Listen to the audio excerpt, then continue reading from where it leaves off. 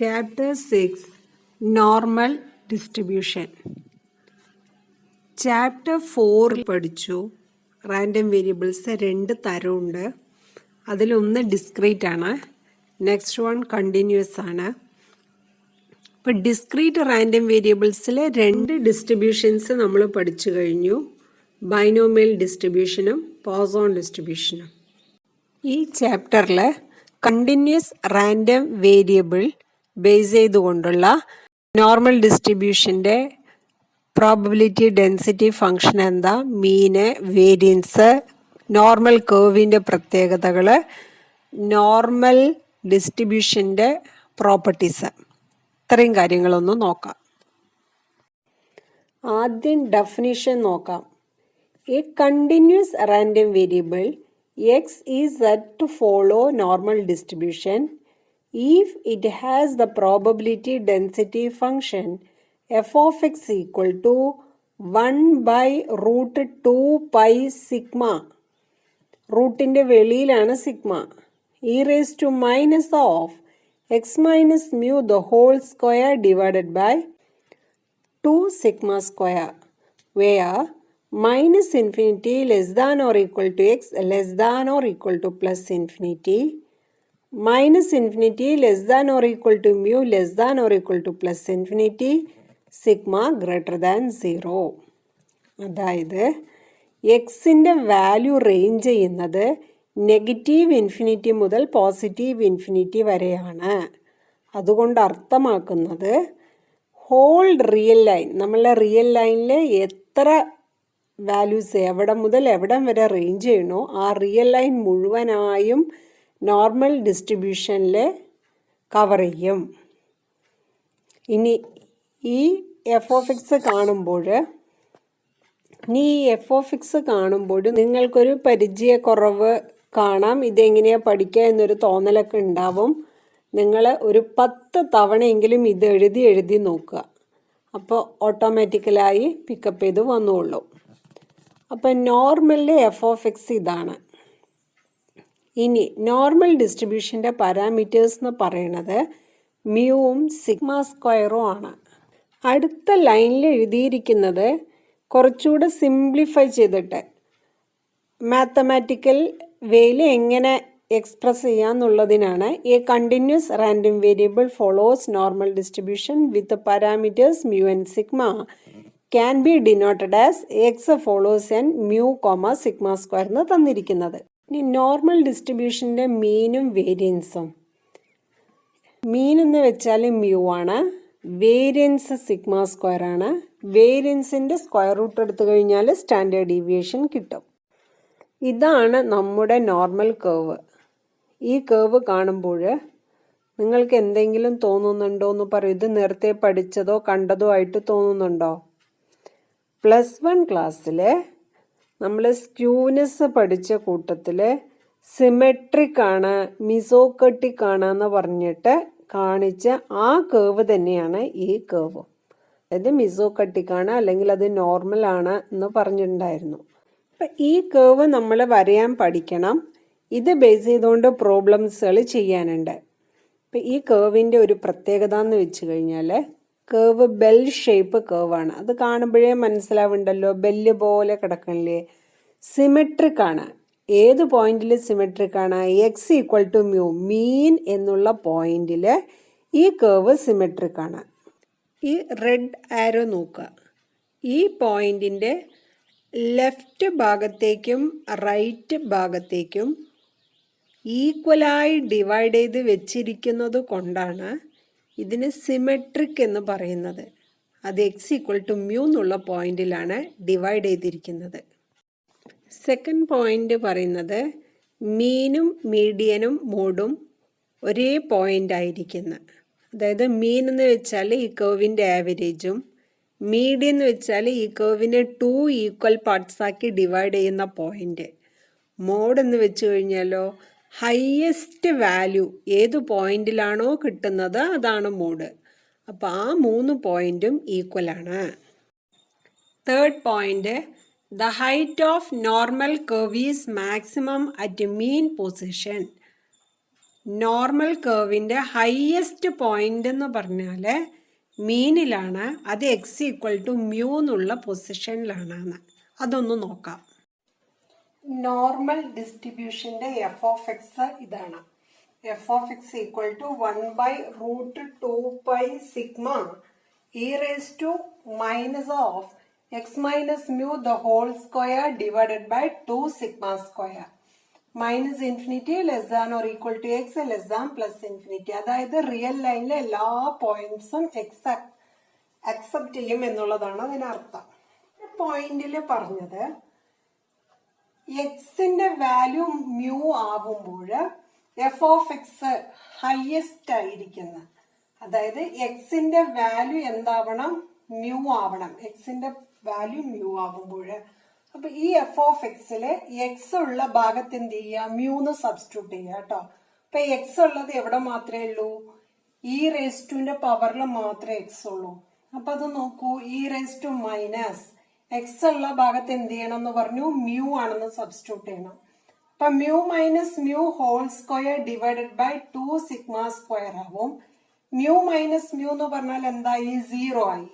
E raise to minus 0 square by 2 sigma square which is equal to എന്താവും? E raise to 0 എന്നല്ലേ വരിക. 0 square പറഞ്ഞാൽ 0 തന്നെയാണ്. 0നെ 2 സിഗ്മ സ്ക്വയർ കൊണ്ട് ഡിവൈഡ് ചെയ്യുമ്പോൾ 0 തന്നെ. അപ്പൊ e raise to 0. E raise to 0ന്റെ വാല്യൂ എത്രയാ? 1 ആണ്. ഇപ്പൊ ഇ റേസ് ടു 0 1 ആണെങ്കിൽ ഈ ഫംഗ്ഷൻ എന്തായി മാറി നോക്കൂ? F of X equal to 1/√2π sigma e raise to ഇത് എന്തായി മാറി എന്ന് പറഞ്ഞു? 1 ആയി. 1 which is equal to 1/√2π sigma. ഇതാണ് ഈ തേർഡ് പോയിന്റ് പറയുന്നത്. നാലാമത്തെ property, quartiles are equidistant from median. മീഡിയനിൽ നിന്ന് ഈക്വൽ ഡിസ്റ്റൻസ് ആയിരിക്കും Q1ലേക്കും Q3ലേക്കും എന്നുള്ളതാണ്. അഞ്ചാമത്തെ പ്രോപ്പർട്ടി പറയുന്നത് നോർമൽ കർവിന് ഒരു മോഡേ ഉള്ളൂ.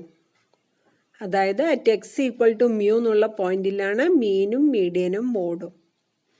ഇനി ആറാമത്തെ point, coefficient of skewness is 0.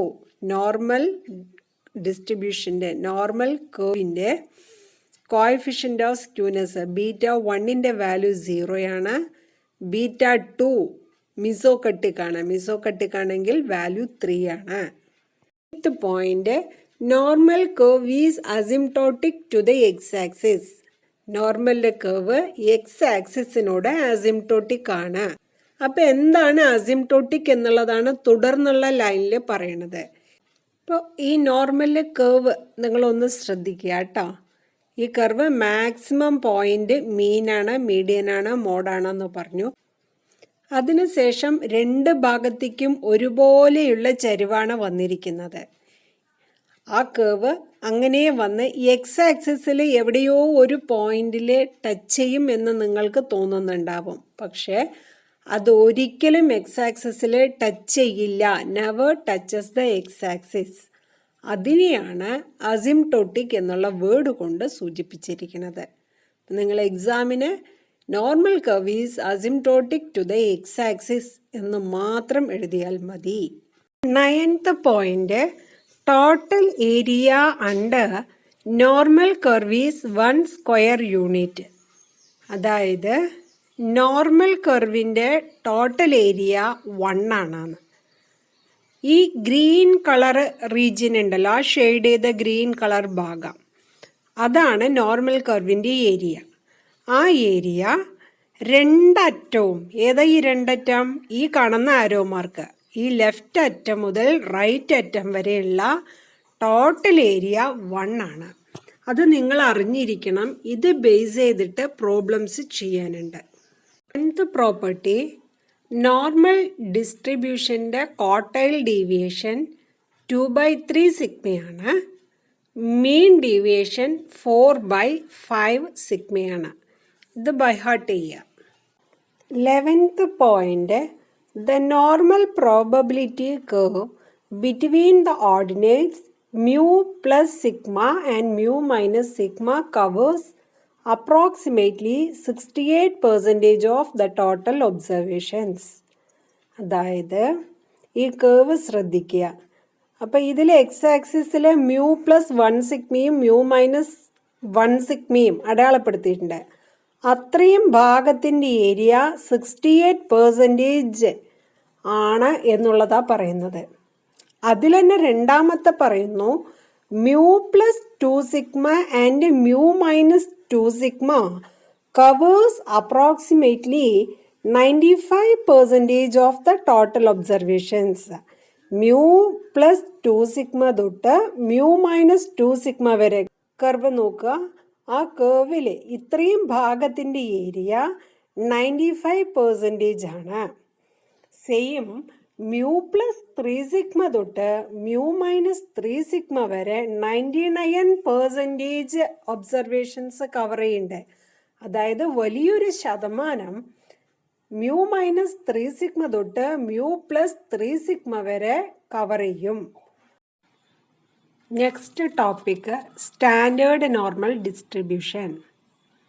A normal variable with 0 mean and standard deviation 1 is called standard normal variable and its distribution is called standard normal distribution. Normal ഡിസ്ട്രിബ്യൂഷൻ്റെ എഫ് ഓഫ് എക്സിൽ mean 0യും standard deviation 1 ആയിക്കഴിഞ്ഞാൽ എന്ത് change വരുമെന്ന് നോക്കാം. അപ്പോൾ മീന് 0 എന്ന് വെച്ചാൽ എന്താണ് 0? നോർമൽ ഡിസ്ട്രിബ്യൂഷന്റെ മീന് മ്യൂ ആണ് 0. സ്റ്റാൻഡേർഡ് ഡീവിയേഷൻ നൊട്ടേഷൻ സിഗ്മയാണ് 1. അപ്പൊ മ്യൂ ഉള്ളിടത്ത് 0യും സിഗ്മ ഉള്ളിടത്ത് 1 സബ്സ്റ്റിറ്റ്യൂട്ട് ചെയ്യുമ്പോൾ f of X equal to എന്തായി മാറും നോക്കൂ. 1/√2π.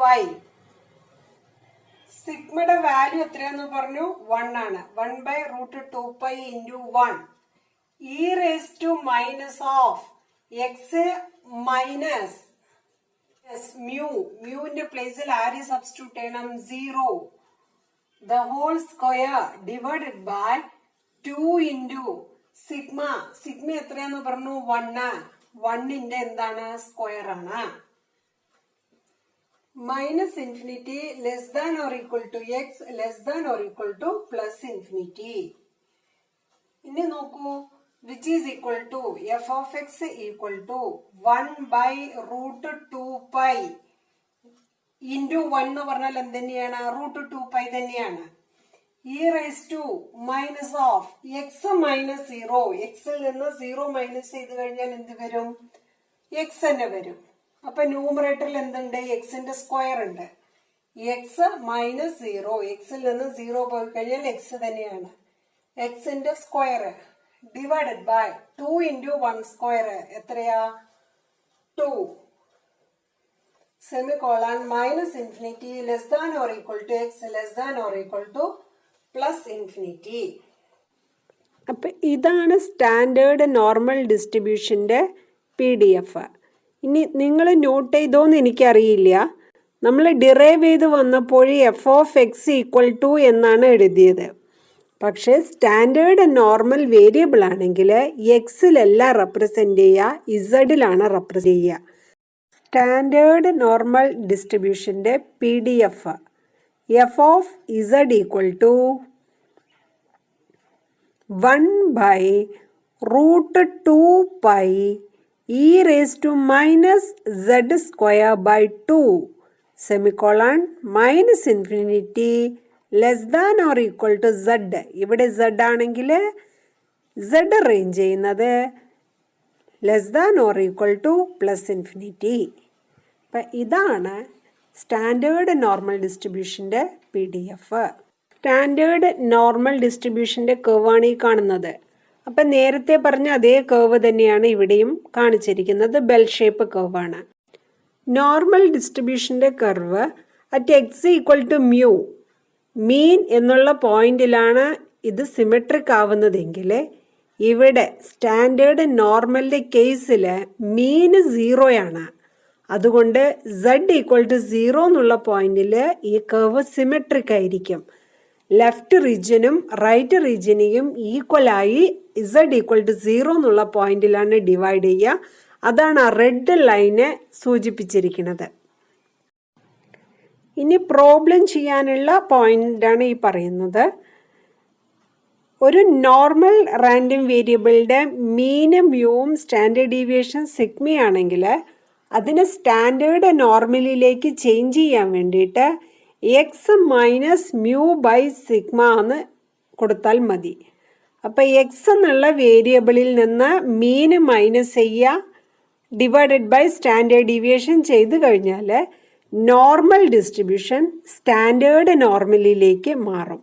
സ്റ്റാൻഡേർഡ് നോർമലിലേക്ക് മാറുമ്പോൾ മീൻ 0 സ്റ്റാൻഡേർഡ് നോർമലിൻ്റെ മീൻ 0 സ്റ്റാൻഡേർഡ് ഡീവിയേഷൻ 1 ആണ്.